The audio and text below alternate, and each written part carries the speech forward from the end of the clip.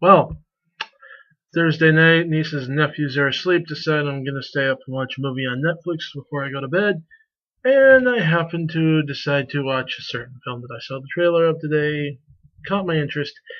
Definitely was not in the usual genre, usual stereotype of this genre. In fact, it turns it on its head, which is why it's so friggin' brilliant. In my opinion, anyway. And that it's called. Some of you might have heard of it. Tucker and Dale versus Evil. Um, Now it's a fairly, I don't want to say completely independent project, though I think it might actually be. It did have like a limited theatrical release, was actually available to get on demand before it even hit theaters. Um, but I got to tell you, it's better than the other movie in its genre that I've seen in a long time. It tends to be less so much horror as horror comedy, dark comedy, that kind of thing. But it actually makes you think, and that's rare in these kinds of movies. I mean, most of the time it's usually just, pretty straightforward. Oh my God, I can't believe you're such a monster. Blah blah blah. Why are you doing this? Because it's fun type crap. Which does work if you do it right, but when you just have some sort of generic villain that doesn't even really capture your interest, it's just stupid, you know. And so much of horror gets that way. Whether it's indie horror, as much as people like to be frickin' hipsters about movies lately, indie horror kind of sucks too anymore. It's just so much rehashing what's been done in Hollywood, only doing it with a lower budget, and therefore that somehow makes it better because they have an excuse or something. I don't know. But this movie, it's actually pretty interesting. It's a group of college kids go out into the woods to party, all that good stuff. And they wind up meeting a couple of hillbillies out there, and you think you know where it's going to go, but then right when you think you know where it's going to go, flips it, turns it on its head. These two hillbillies, I don't even know if you could call them really hillbillies per se. Well, they are. They're just not the horror film stereotype hillbillies.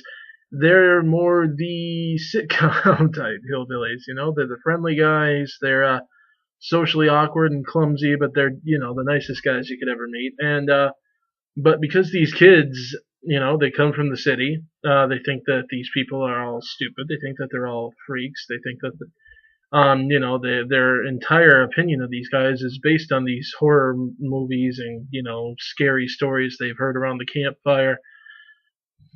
And long story short, they wind up camping in the same area. The two hillbillies have their cabin.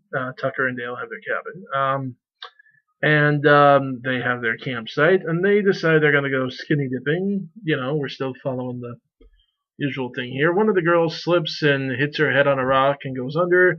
Tucker and Dale happen to be out in the boat fishing at the time. They saw her, and they go and they pull her in, and they take her back to their cabin to recover.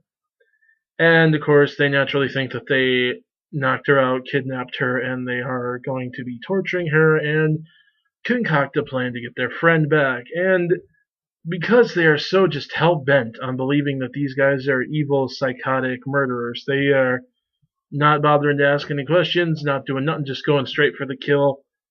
And in the process, they're pretty much getting themselves killed. It's actually funny in a way.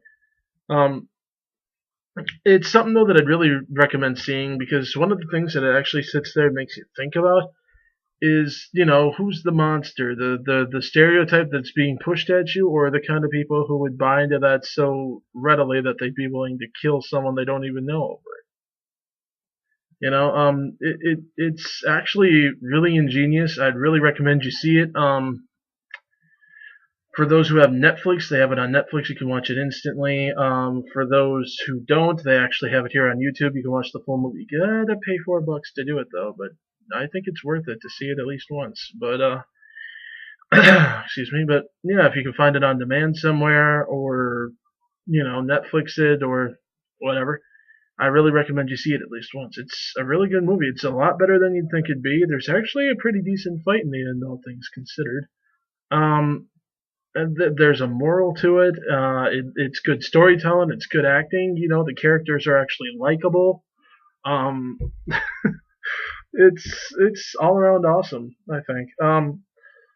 Definitely one of my favorite movies in this particular genre, and one that I actually wouldn't mind owning at some point. But anyways, until next time, guys, which probably going to be sometime in the middle of next week. Maybe sooner, if something comes up. But my planned videos aren't going to be till next week, anyways. But until the next time I see you, later.